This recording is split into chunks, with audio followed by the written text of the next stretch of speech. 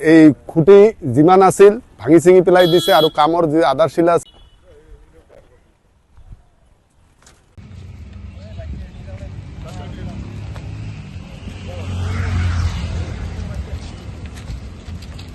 মই শ্ৰী বিষ্ণুৰাম ৰায়ে কৈছোঁ যে যোৱা 3 তাৰিখ সত্যজিৎ ৰায় আমাৰ ইউজি আক্ৰাসুৰ সভাপতি মাননীয় প্ৰদীপ চন্দ্ৰ ৰায়ক মোৰ নাম বিষ্ণুৰাম ৰায় মুকলি কৰি মানে ফেচবুক যোগে দিছে মৃত্যুৰ ভাবুকি দিছে মানে মাৰাৰ ভাবুকি দিছে সেইকাৰণে ইউজি আক্ৰাসুৰ ডিষ্ট্ৰিক্ট জিলা সমিতিৰ পৰা আজি আমাৰ জিলা সমিতিৰ সভাপতি সম্পাদক মহোদয়ৰ জৰিয়তে এখন থানাত এফআইআৰ দিয়া হ'ল। ইয়াৰ এটা স্থায়ী বিচাৰক মীমাংসা হওক যি হওক তাৰমানে এই ল'ৰাটো কিয় উদ্ভণ্ডালি কৰি আছে এনেকৈ কিয় আমাক মিথ্যা এই সম্পৰ্কে আমি অলপ জানিব লাগে। এইটো ঘটনাটো হ'ল যে আমাৰ ইউজি আক্ৰাসুৰ এখন যে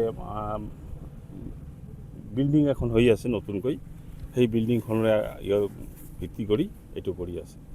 নমস্কাৰ, মোৰ নাম অভিমন্যু ৰায়, মই অভিযুক্ত গোৱালপাৰা আক্ৰাসু ধুবুৰী জিলা সমিতিৰ সভাপতি। চাওক, আজি আমি তামাহাৰ থানাত আহিছোঁ। তাৰ বিশেষ কাৰণটো হ'ল যোৱা 3 তাৰিখে ৰাতি সত্যজিৎ ৰায়ে ফেচবুক যোগে যি উদ্ভণ্ডালি কৰি আমাৰ কেন্দ্ৰীয় সমিতিৰ সভাপতি মানী শ্ৰীযুত প্ৰদীপ ৰায় ডাঙৰীয়া যি প্ৰাণে মাৰাৰ ভাবুকি প্ৰদান কৰে, ডাঙৰ ডাঙৰ তৰোৱাল লৈ প্ৰাণে মাৰাৰ ভাবুকি প্ৰদান কৰিছে আৰু বহুত গালি গালাজ মন্তব্য দিছে, তাক আমি বহুত ধিক্কাৰ জনাইছোঁ। আৰু সি যি কথা কৈ আছে আমাৰ তামাহাট অঞ্চলত কমতাপুৰ অট'নমাছ কাউন্সিলৰ পৰা এটা কমতাপুৰ ভৱন এটা কাম আহিছে, সেইটো কাম হৈ আছে। লগতে আমাৰ তামাহাটৰ যি আঞ্চলিক ঘৰটো আছিল তাৰ সেইটো পুনৰ নিৰ্মাণ কৰি আছিল। কিন্তু সি আহি কি কৰিলে, যিটো আমাৰ আঞ্চলিক ঘৰটো আছে সেইটো পুনৰ নিৰ্মাণ কৰি থকা অৱস্থাত সি আহি তাত বেৰবোৰ ভাঙি দি আৰু ৰডবোৰ যিবোৰ আছে বেকা বেকা কৰি দি কিনি ধমকি প্ৰদান কৰিছিল যে যদি আমাক ইয়াত কিবা মুনাফা নাথাকে তেনেহ'লে আমি এইটো কাম কৰিবলৈ নিদিম। তাৰপিছত আমাক কি কৰে, আমাৰ প্ৰদীপ ৰায় ডাঙৰীয়াক 3 তাৰিখে ৰাতি ফেচবুক লাইভত আহি সত্যজিৎ ৰায়ে প্ৰাণে মাৰাৰ ভাবুকি প্ৰদান কৰে আৰু লগতে বহুত গালি গালাজ কৰে। গতিকে লগতে আমাৰ ইয়াৰ অত্ৰ অঞ্চলৰ এজন শিক্ষক আছে, শিক্ষকজনৰ নামত বহুত গালি গালাজ প্ৰদান কৰিছিল, তাক আমি ধিক্কাৰ জনাইছোঁ। আৰু আজি আমি তামাহাট আৰক্ষী থানাত আহি ইয়াত এখন এজাহাৰ দাখিল কৰিছোঁ আৰু আমি তামাহাট থানাৰ ভাৰপ্ৰাপ্ত বিষয়াক অনুৰোধ জনাইছোঁ এই সত্যজিৎ ৰায়ৰ এগেইনষ্টত অতি সোনকালে কিবা পদক্ষেপ ল'ব লাগে, নহ'লে কিন্তু আমি ধুবুৰী জিলা সমিতিৰ যিখন কমিটি আছে সেইখন কিন্তু আমি ইয়াৰ এগেইনষ্টত ডাঙৰ পদক্ষেপ ল'বলৈ বাধ্য হ'ম। হয়, সি কৈছে যে মোৰ ইয়াত কিবা মুনাফা থাকিব লাগিব, নহ'লে মই ইয়াত কাম কৰিবলৈ নিদিম।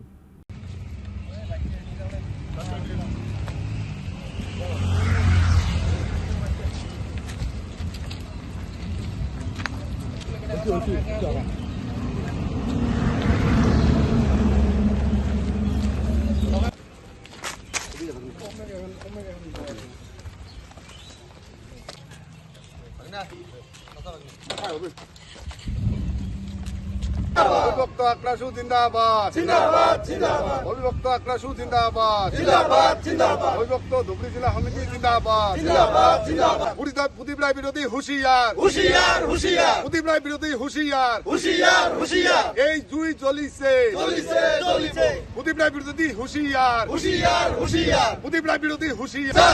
উই want justice, we want justice, no justice no. We want justice. Pradip Roy বিরোধী হুঁশিয়ার, প্রদীপ রায় বিরোধী হুঁশিয়ার। এই জুই জ্বলিছে, এই সংগ্রাম চলিবই, প্রদীপ রায় বিরোধী হুঁশিয়ার।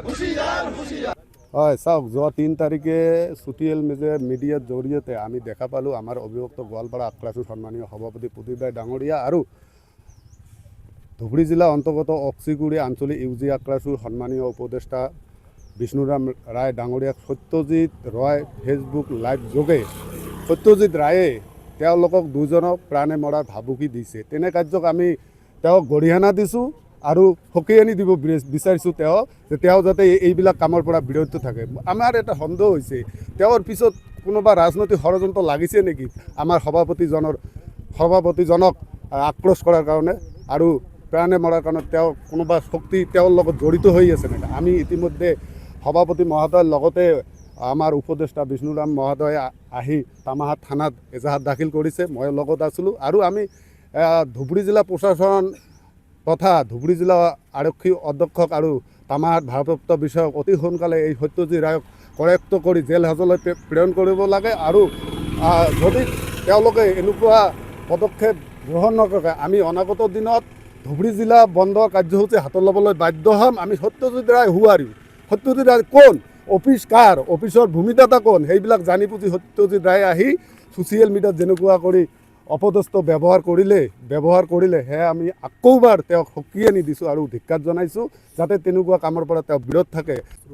হয়, সত্যজিৎ ৰায় ইতিমধ্যে এখন ঢাল তৰোৱাল ডাঙৰ এখন অস্ত্ৰ লৈ মই শুনামতে তেওঁৰ পত্নীও আছিল, কিবা বিয়াৰ পৰা আহি আছিল, তেওঁ আক্ৰমণ কৰিছে। সেইদিনা তামাহাট থানাত তেওঁলোকক ৰাখিছে, তাৰপিছত মুকলি কৰি দিছে। কিন্তু তেওঁ নেক্সট দিনাও ছ'চিয়েল মিডিয়াত এনেকুৱা মন্তব্য কৰি আছে, আমি পৰিলক্ষিত হৈছে।